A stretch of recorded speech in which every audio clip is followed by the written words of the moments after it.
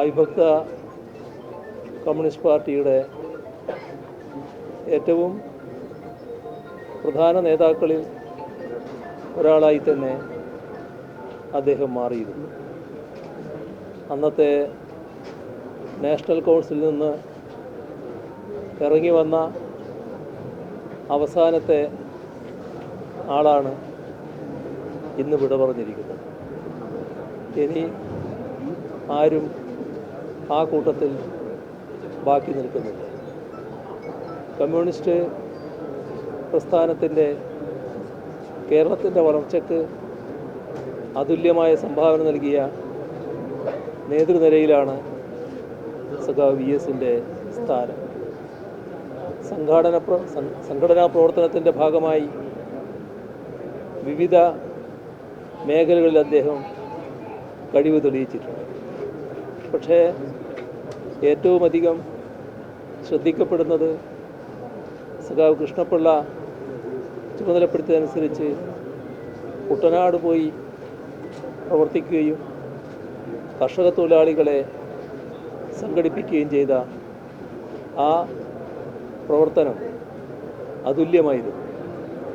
തുടർന്ന് കമ്മ്യൂണിസ്റ്റ് പാർട്ടിയുടെ സംഘാടനത്തിൽ അതുല്യമായ പങ്കാണ് ആ സഖാവ് വഹിച്ചത്.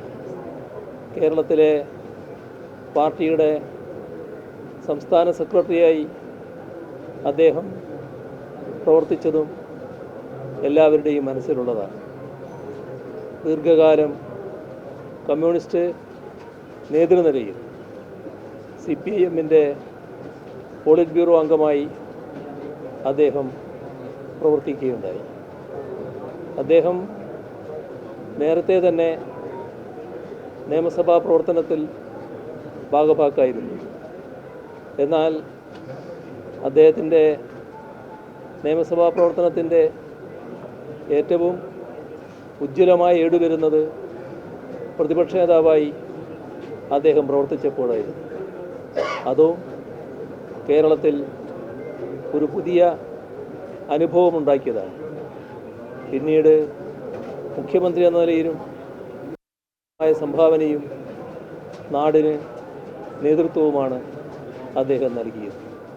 അങ്ങനെ എല്ലാ തലങ്ങളിലും നല്ല നിലയിൽ പ്രവർത്തിച്ച് രോഗശയ്യയിലാകുന്നതുവരെ സമൂഹത്തിൻ്റെ എല്ലാ പ്രശ്നങ്ങളിലും നല്ല രീതിയിൽ ഇടപെട്ടുപോയ കമ്മ്യൂണിസ്റ്റ് നേതാവാണ് ഇന്ന് നമ്മോട് വിട പറഞ്ഞിരിക്കുന്നത്.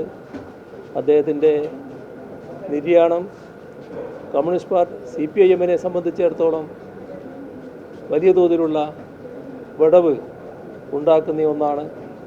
അദ്ദേഹത്തിൻ്റെ കുടുംബത്തോടും അദ്ദേഹത്തിൻ്റെ വേർപാടിൽ ദുഃഖിക്കുന്ന നമ്മുടെ നാട്ടിലെ ലക്ഷക്കണക്കിൽ ജനങ്ങളോടുമൊപ്പം ആ ദുഃഖത്തിൽ പങ്കുചേർന്നുകൊണ്ട് അദ്ദേഹത്തിൻ്റെ സ്മരണയ്ക്ക് മുന്നിൽ ആദരാഞ്ജലി അർപ്പിക്കുന്നു.